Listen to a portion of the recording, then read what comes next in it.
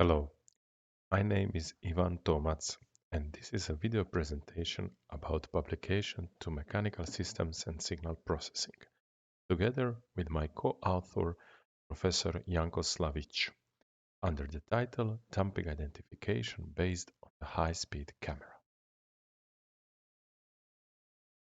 This is the outline of the presentation. Following slick slides, I will explain the theoretical basis of the methodology which is published in the article, by giving focus on the Morlet wave damping identification method and its extended version. The presentation starts with the overview of the presented methodology. On this slide, we can see the old required step in the identification procedure. The first step is to obtain the full field displacements from the high-speed video recording using either digital image correlation or optical flow. To get just a single damping value for each mode from the full field damping results, a spatial weighting is performed using the power spectral density.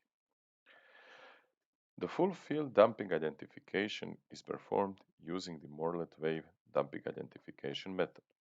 This method is fast, and in order to perform well, these parameters has to be set properly. In order to properly select these parameters, an extended Morlet wave damping identification is used. Since this method is slower than the original method, it is used only on the limited number of measurements.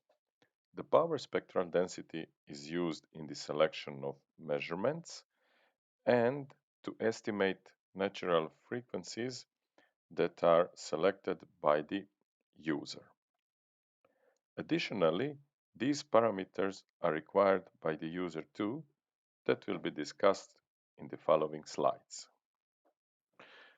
On the following 3 slides, the basics of the Morlet wave damping identification method will be presented. The method is based on the continuous wavelet transform. Method requires calculation of only 2 wavelet coefficients that are calculated as an inner product between measured signal and the Morlet wavelet function. The wavelet function must have equal modulation frequency, the same time length and position in the signal, but different time spreads, which can be seen in the figure where the envelopes of the wavelet functions for each wavelet coefficient are shown in contrast to the signal. In order to achieve such a control of the wavelet function, a new set of parameters is introduced that will be discussed on the following slide. These 3 parameters control the wavelet function in the following way. N is the parameter which sets the time spread of the wavelet function. The higher the n, the lower the time spread of the wavelet function. But sensitivity on damping ratio is lower. It is typically set in such a ratio, and this set for n1 and this for n2 is used in this work. K parameter defines the number of cycles that wavelet function will have under the window function. This parameter also controls the time length of the analyzed mode. Omega is the frequency of the wavelet function, and it is set on the natural frequency of the observed mode. Time length of the analyzed mode is defined as a ratio between number of cycles and the frequency of the wavelet function. The ratio between 2 wavelet coefficients that have only difference in time spread is obtained from the measurements. For the single degree of freedom response, it can be defined analytically. In addition, it can be seen that the constant x is reduced which is an important feature of this method. Now, damping is identified by solving this equation. Theoretically, the damping should be identified for any set of the wavelet function parameters, but in practice that is not the case. The time spread parameter is set like on this slide, but the k parameter is not clear.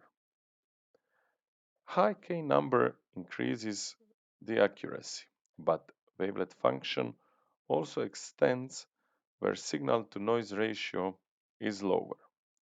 In addition, with high k numbers, wavelet function becomes very narrow in frequency domain, which increases uncertainty if the frequency of oscillation varies slightly. Therefore, we extended the original method by introducing an optimization approach for the selection of the K parameter. The K parameter is soaked in the range for each mode between locations they have the highest PSD value. The procedure goes like this. Damping is identified for each location in the selected range. Identified damping per location is shown with the green lines here, this plot. Then, the standard deviation is calculated for each K value, which is shown in the log scale on the secondary axis, here with the red dashed line. Selected K number is where the deviation is minimal, here. The search range is set by the user. It is shown on the scalogram with the optimal value plotted in red. The lowest value can be set to 5, which is theoretically the lowest value, but k is typically identified at the higher values, so it should be set similarly like here with respect to the scalogram. The high limit can be seen on the logarithmic plot of the ridge.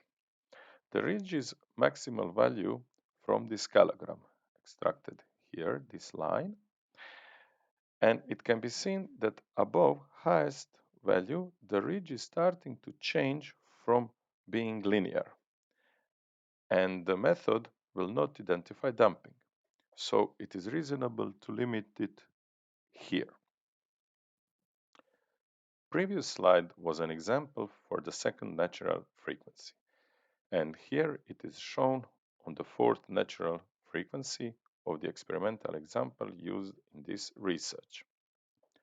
On the scalogram here, the selected range can be seen with the optimal value and its position on the ridge. It can be noticed that the signal here has a lower signal to noise ratio. And here it can be seen how the K value is selected. So these are the damping identified for each K value between selected location, and this is the logarithmic plot of the standard deviation.